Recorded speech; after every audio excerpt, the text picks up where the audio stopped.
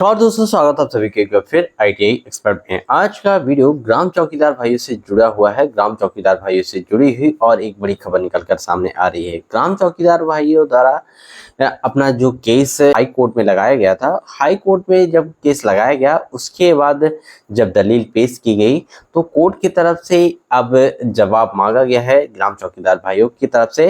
ग्राम चौकीदार भाइयों का ये कहना था कि उनको महीने में 30 दिन ड्यूटी दी जाती है और उनको वेतनमान जो है तो 2 दिनों के हिसाब से ही दिया जाता है, बाकी दिनों की ड्यूटी का पैसा उनको नहीं दिया जाता है। जबकि सरकार का ये कहना है, जब पुलिस प्रशासन की तरफ से उन्होंने इस बात पर अपनी कार्रवाई करते हुए कहा कि इनकी ड्यूटी 2 दिन की है, इन्होंने 30 दिन की ड्यूटी बताई जरूर है लेकिन 30 दिनों की ड्यूटी नहीं कराई जाती है, सिर्फ 2 दिनों की ड्यूटी कराई जाती है। इसको लेकर अब ग्राम चौकीदार भाइयों के लिए समस्या की घड़ी बन चुकी है। दोस्तों आज की वीडियो में आप बात करेंगे कि ग्राम चौकीदार भाइयों को इस मुश्किल घड़ी में अब क्या करना होगा, क्या फैसला उनके हक में आ पाएगा कि ये वाले फैसले पे भी वो हार जाएंगे। तो दोस्तों वीडियो बहुत ही ज़्यादा इंपॉर्टेंट रहने वाला है आपके लिए, तो वीडियो पूरा जरूर देखिएगा। यदि आप चैनल पर पहली बार हैं, चैनल को भी सब्सक्राइब करना मत भूलिएगा। तो दोस्तों बात करते हैं ग्राम चौकीदार भाइयों के द्वारा जो कोर्ट में अर्जी लगाई ये मानदेय को बढ़ाने को लेकर। ग्राम चौकीदार भाइयों की तरफ से जब वकील ने अर्जी लगाई तो सरकारी वकील के द्वारा इस पर भी ऑब्जेक्शन उठाते हुए ग्राम चौकीदार भाइयों की अर्जी खिलाफ सरकार से उन्होंने हाई कोर्ट से उन्होंने कहा कि ग्राम चौकीदार भाइयों की जो ड्यूटी है उसमें 2 दिनों का ही उनको कार्य करना पड़ता है, बाकी दिन वो फ्री रहते हैं।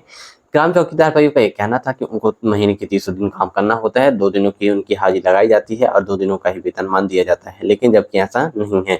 पुलिस रेगुलेशन एक्ट के हिसाब से 2 ही दिनों की उनकी ड्यूटी है और 2 ही दिनों को उनका मानदेय दिया जाएगा। अब बात यह आती है कि इस कंडीशन में अब ग्राम चौकीदार भाइयों की मुश्किलें और बढ़ गई हैं। ग्राम चौकीदार भाई चाहते हैं कि उनके हक में फैसला किया जाए, लेकिन रेगुलेशन एक्ट के हिसाब से ये बात सही है कि 2 ही दिनों की ड्यूटी का प्रावधान दिया गया है। अब ग्राम चौकीदार भाई ये कैसे सिद्ध करेंगे कि वो 30 दिन ड्यूटी करते हैं, क्योंकि 30 दिन ड्यूटी यदि करते भी हैं तो लेकिन उस चीज़ को वो साबित नहीं कर पाएंगे। ग्राम चौकीदार भाइयों के पास ऐसा कोई भी सबूत नहीं है जिससे वो साबित कर पाएँ कि वो महीने में 30 दिन ड्यूटी करते हैं, वो भी मुस्तैदी के साथ काम करते हैं। क्योंकि देखिए उनकी 30 दिन की ड्यूटी बनाएगा क्यों, क्योंकि थाना के इंचार्ज और मुंशी के द्वारा सिर्फ 2 दिन की ड्यूटी ही वहाँ रजिस्टर्ड की जाती है। अब इस मुश्किल घड़ी में ग्राम चौकीदार भाइयों के लिए एक समस्या खड़ी हो चुकी है। ग्राम चौकीदार भाई इस मुश्किल समस्या से कैसे बाहर निकलेंगे, इसको लेकर अब ग्राम चौकीदार भाइयों को अब इस दिमाग लगाना होगा, सोचना समझना होगा कि अब इस कंडीशन में ग्राम चौकीदार भाई कैसे लड़ें। ग्राम चौकीदार भाइयों को इसका जवाब जरूर देना होगा,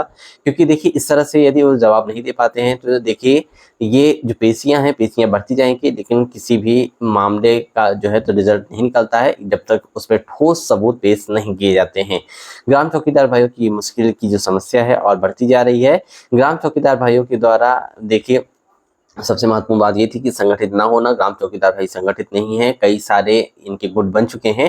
ग्राम चौकीदार भाइयों की जो सबसे बड़ी समस्या है कि अलग अलग छोटे छोटे उनके गुट हैं, इनका सबका सोचना और समझना सबका अलग है, सभी की मानसिकता चीज़ों को लेकर अलग अलग बनी हुई है।